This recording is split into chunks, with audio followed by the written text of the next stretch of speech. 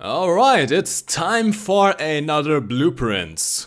Armor angling and sloping is a topic that on the surface is quite simple to understand, but can get quite deep. Let's start with the basics. Angling is the act of, well, angling either the turret, the hull or both of your tank to increase the effective armor thickness you're presenting to the enemy. Some tanks, like the Tiger 1 and the KV-1, are very good at this, whilst others like the IS-3 aren't because their armor is already pre-angled. Tanks like the T-34, which have equal armor thickness on both the front and the side, can angle up to 45 degrees, whilst tanks with weaker side armor can only angle so much before they become vulnerable. But effective armor thickness isn't the only thing you have to keep in mind. Most tanks have weak spots, which might even expose if you angle incorrectly. You must keep in mind where your important crew is, and especially if angling towards one side, not to expose an ammo rack. Now I can't tell you how to angle each of the hundreds of the tanks in the game. Rather, I'm going to give you the general knowledge for you to figure that out yourself. Your most important tool is the armor viewer in the hangar. With this you can play around and see the raw thickness and the effective thickness of each armor plate at whatever angle you are looking at. A common mistake here is to simply find the angle where the frontal plate and the side plate have the same effective thickness. This is a fatal flaw, however, as effective thickness is actually a rather misleading stat.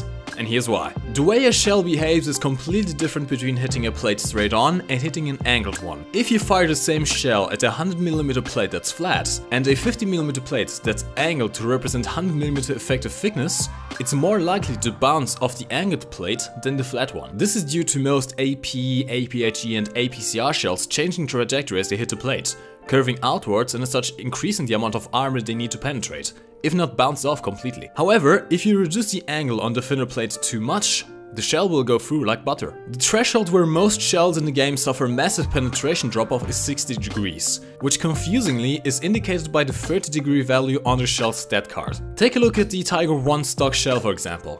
Flat on, the shell can penetrate up to 165mm of armor. If the plate is angled 30 degrees, such that shell impact is at 60 degrees, the raw thickness this shell can penetrate drops to 130mm. And it is very important to make the distinction here. These values are not for effective thickness, but for raw armor thickness. It already makes the calculations for you. At a 30-degree impact angle, the shell can only penetrate 73mm of raw armor plating, meaning that it'll, for example, bounce off a KV-1's angled side armor. Let me quickly recap here because this can be quite confusing. When we talk about armor angle, we start from 0 degrees from the vertical. The stat cards for tank shells, however, show values for impact angle. They essentially just switch around. Do not confuse these two. The penetration values given for a shell at any given angle are for raw armor thickness, not effective thickness. The best example I can give you is the American T-34 heavy tank's upper frontal plate, which is 102mm of raw thickness, and due to the nearly 60-degree angle, roughly 155mm of effective thickness.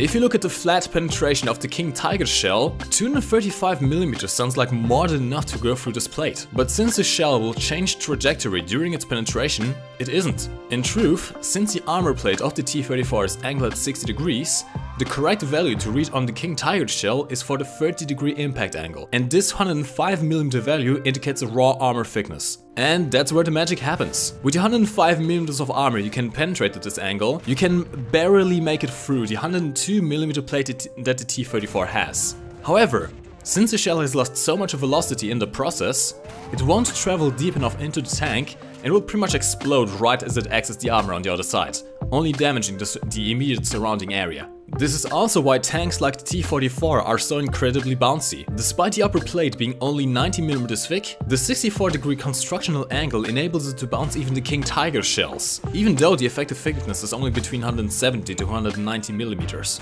Alright Mike, we get it. Stop tormenting us with angles and thickness. How can we abuse this?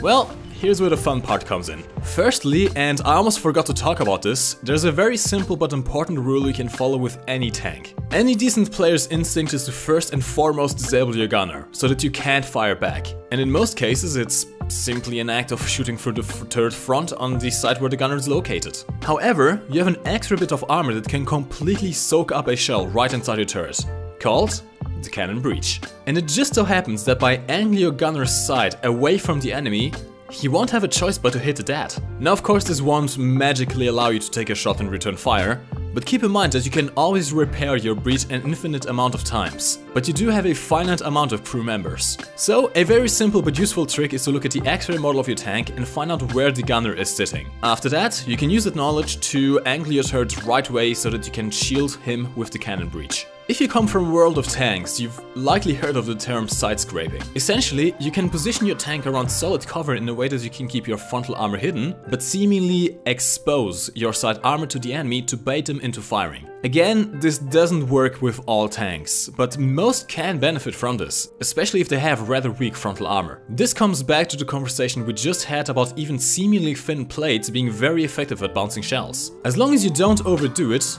even weak side armor has a chance to resist damage. To find out exact values, you want to take a look at whatever the raw thickness of the side armor of your tank is and compare that to the penetration values of the shells you're likely to face. Let's give an example, and an extreme one at that. The King Tiger should have absolutely no problem dealing with the puny Soviet T-34, right? Well, let's imagine the front of the tank is covered by a house, for example, and all we can shoot at is the side armor.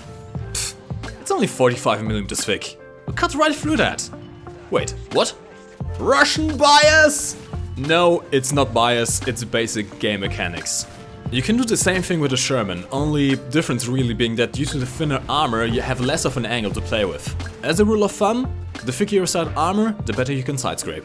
This next bit has less to do with the topic of the armor itself, but kind of ties in with sidescraping. As I've mentioned before, some tanks have issues, and most tanks can't get their guns on target without exposing their frontal armor. Well, some tanks can be very strong if you learn how to reverse sidescrape. Tanks that benefit from this usually have the turrets biased towards the front of the tank. This includes tanks like the Porsche Tiger and the late American tanks. Reverse sidescraping allows you to get your gun on target earlier without risking over-angling or exposing flat armor. Another quote-unquote benefit if you have a strong turret with weak hull armor is that you can generally take a couple of shots to the engine without taking damage to the crew, as long as you have fire extinguishers. In some rare spots where you have both cover and are standing in water, you can even take multiple hits and the fire will extinguish by itself, which effectively turns your engine into additional armor. Now keep in mind that if you do this against multiple enemies at the same time, chances are you're not going to be able to repair before you run out of fire extinguishers or if they overrun you. But it does give you a small window where you can increase the survivability of your tank and keep the gun firing, hopefully disabling or killing the enemy in time. And this is pretty much it. Now you should have a better understanding of how angles and slopes work in War Thunder, how to survive for longer, and how to even make your own shots more effective. If you can find a flat bit of arm that you can pen, it's almost always a better choice than a seemingly thin but extremely angled plate. If you've made it this far into the video and learned something new, show me some love by leaving a like and writing a silly joke in the comments. I was honestly surprised by the amount of hearts we got in the last video. Let's keep it up. If you're new around here, do check out the BluePrints playlist for more informational videos like these. And maybe I'll even earn your subscription. As always lads, my name's MikeGoesBoom. And thank you for watching. You can lift your head up to the sky, take a deeper breath and give it time. You can walk the path among the lines with your shattered frame of mind. Or instead you could always stay. We can wait right here and play until somehow you can find